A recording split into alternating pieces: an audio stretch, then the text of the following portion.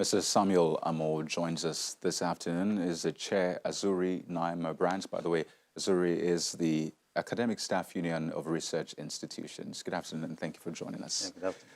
Well, research, I mean, that's like the core of this fight against COVID-19. Keep learning about this every day. But in the Nigerian context, really, have we found out anything groundbreaking? Do we have any groundbreaking research result concerning COVID-19 so far?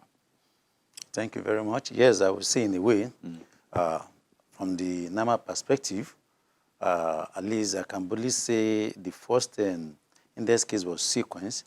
And then the importance of that is that we have ruled out the doubt that it is malaria, it is not COVID, because we've been able to identify this strain with a strain that is found in other part of the world. So we have COVID in the country, that's one. In diagnosis also, we've seen one or two kits that has been developed internally in the country to diagnose COVID-19. So we say we are moving forward, at least given the resources that we have at hand.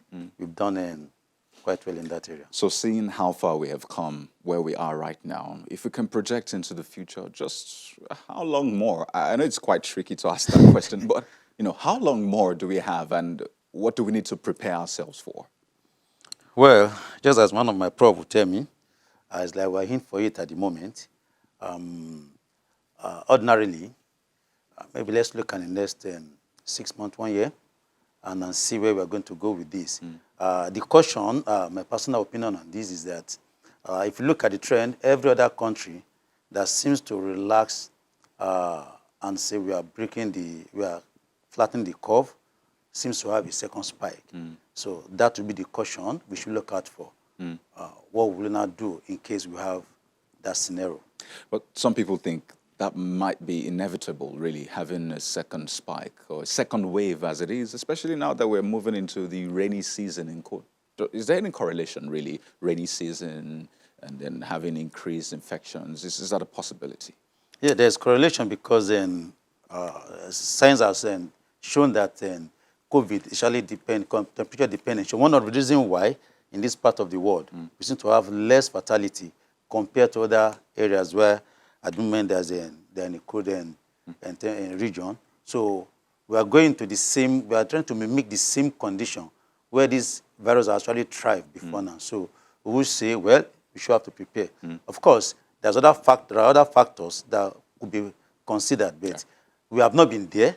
So we can't say specifically this is what's going to happen, but temperature actually have a role to play. Wow.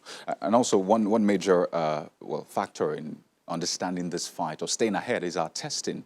We have 64 laboratories across the country linked to the NCDC. But when I began the program, we talked about our testing capacity. We set this ambitious goal, reach 2 million tests in 3 months. We're still less than 400 tests in about 6 months of this battle. And the question I keep asking myself is, where is this challenge? But apparently, we can scale up, right? We can scale. In short, we are already scaling. As far as the federal government is concerned, we should give them some credit to that. But there are factors also we have to consider in this area. Let's start with the health-seeking behavior of the people. Now, the government has said we want to scale up to this very particular level. I can say boldly that the system the government has put in place has not been tried. And because they are not overwhelmed yet, so that I have not seen places that is okay, people have gone for testing, they've sit down for 5 hours and not be attended to. So we should look at that. So if you are saying we are not getting the number, we are not testing, there are 2 ways to it. The health-seeking behavior of the people, are they willing to come out to do the testing? Because until we have a situation that we have people queuing just for election, every day, okay, they were there 3-4 hours, they didn't attend to it, we cannot say we don't have enough capacity. Yes. Okay.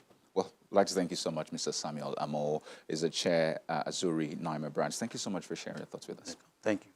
I'm glad to be here. Well, the vaccine debate is still very much a thing in Australia, and the Prime Minister, as well as experts, have been speaking on it. We have more on this after the break. Please stay with us.